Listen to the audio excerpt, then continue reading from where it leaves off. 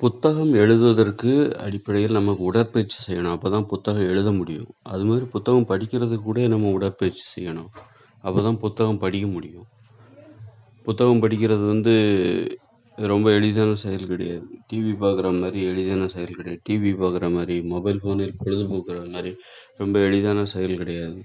நம்ம உடற்பயிற்சி செய்து கொண்டு டிவி பார்த்தா டிவியில் பயனுள்ள நிகழ்ச்சிகளை நம்ம பார்ப்போம். உடற்பயிற்சி செய்துவிட்டு ஒரு மொபைல் ஃபோனை எடுத்தால் அதில் நம்ம பயனுள்ள செய்திகளை பார்ப்போம். பயனுள்ள தகவல்களை தெரிஞ்சுக்கணும் அப்படிங்கிற நோக்கத்தோடு நம்ம பார்ப்போம். உடற்பயிற்சிங்கிறது ஒரு வாழ்க்கையை மேம்படுத்தக்கூடியது. ஒரு தரத்தை உயர்த்தக்கூடியது. வாழ்க்கை தரத்தை உயர்த்தக்கூடிய ஒரு அணுகுமுறை. மொபைல் ஃபோனையோ அல்லது அல்லது பொழுதுபோக்கு அம்சங்களையோ டிவியையோ நாம் குறை சொல்வது தவறு. நம்மிடம்தான் தவறு உள்ளது.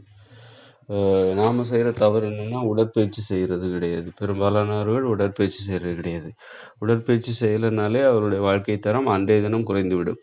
இன்றைக்கு உடற்பயிற்சி செய்தால் இன்றைக்கு நமது வாழ்க்கை தரம் உயரும். நாம் தரமான செயல்களில் இன்று ஈடுபடுவோம். அப்போ அது மாதிரி தான் உடற்பயிற்சி அந்த அளவுக்கு முக்கியமானது. அது மாதிரி புத்தகம் படிக்கணும். ரொம்ப ஆழ்ந்த கருத்துக்களை புரிஞ்சுக்கணும். புத்தகம் படிக்கணுங்கிற அந்த உணர்வுக்கே உடற்பயிற்சி காரணமாக இருக்குது. சிறுவர்கள் புத்தகம் அவங்க பள்ளிக்கூடத்தில் படிக்கிறாங்க.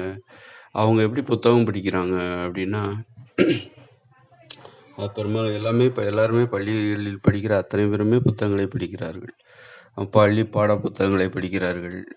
அப்படின்னா அதுக்கு காரணம் என்னென்னா, அவங்க ஓடுறாங்க, விளையாடுறாங்க. சின்ன வயசு ஓடுறாங்க, விளையாடுறாங்க. இதன் மூலம் அவங்களுக்கு உடலுக்கு ஒரு பயிற்சி கிடைக்கிறது.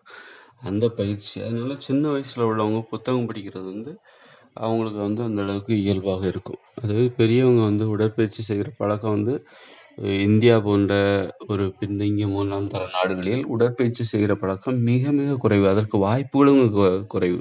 வெறும் உடற்பயிற்சி இல்லை, உடல் உழைப்பு, ஒரு விளையாடுவதற்கு கூட இங்கே விளையாட்டு மைதானங்கள் கிடையாது. விளையாடினால் கூட அத்தகைய உடலுக்கு கிடைக்கிற அந்த பயிற்சி, விளையாடும் போது உடலுக்கு கிடைக்கிற பயிற்சிங்கிறது ஒரு புத்தகம் படிப்பதற்கு ஊக்கமாகவும் உற்சாகமாக இருக்கும். புத்தகம் படிக்கும்போது புரியும். அந்த புத்தகத்தில் உள்ள விஷயங்கள் புரியும். அந்த மனசு அதில் ஈடுபடும். நீங்கள் எந்தவித உடற்பயிற்சியுமே செய்யலை, எந்தவித உடல் உழைப்புமே ஈடுபடவில்லை, விளையாடவில்லை, ஆடவில்லை, நடனம் ஆடவில்லை, இப்படி உடலுக்கு எந்தவித பயிற்சியுமே இல்லாமல் புத்தகத்தை படிக்க வேண்டும் அப்படி இல்லாமல் இருந்தால் புத்தகத்தை படிக்கணுங்கிற ஆர்வமே வராது. அது மாதிரி புத்தகத்தை எழுதணுங்கிற ஆர்வமும் வராது. அதனால் இதெல்லாம் நம்ம புரிஞ்சுக்கணும். வெறுமனே நம்ம பிரச்சனைகளுக்கு என்ன காரணம்? இப்போ இந்தியாவில் புத்தகம் படிக்கிறது ரொம்ப குறைவாக இருக்குது. அப்படின்னா சிலருக்கு நம்மளால் புத்தகம்லாம் படிக்க முடியாது, பள்ளிக்கு அந்த காலம் முடிஞ்சு போச்சு, பள்ளிகளில் படித்த காலம் முடிந்து வேலை செய்து கொண்டிருப்பார்கள், இனிமேல் நம்மால் புத்தகம் படிக்க முடியாது அப்படின்னு நினச்சிட்ருப்பாங்க. அப்படி கிடையாது. கடைசி வரைக்கும் நம்ம வயசு, அதாவது இந்த தற்போதுள்ள இயந்திர அறிவியல் உலகில் புத்தகம் படிப்பதற்கு வயதே கிடையாது.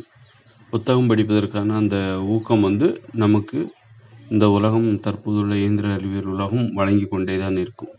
அதை நாம் எப்படி பெற வேண்டும் என்றால், புத்தகம் படிப்பதில் நமக்கு ஆர்வத்தை எப்பொழுது ஏற்படுத்தி கொள்ள வேண்டும் என்றால் உடற்பயிற்சி செய்ய வேண்டும்.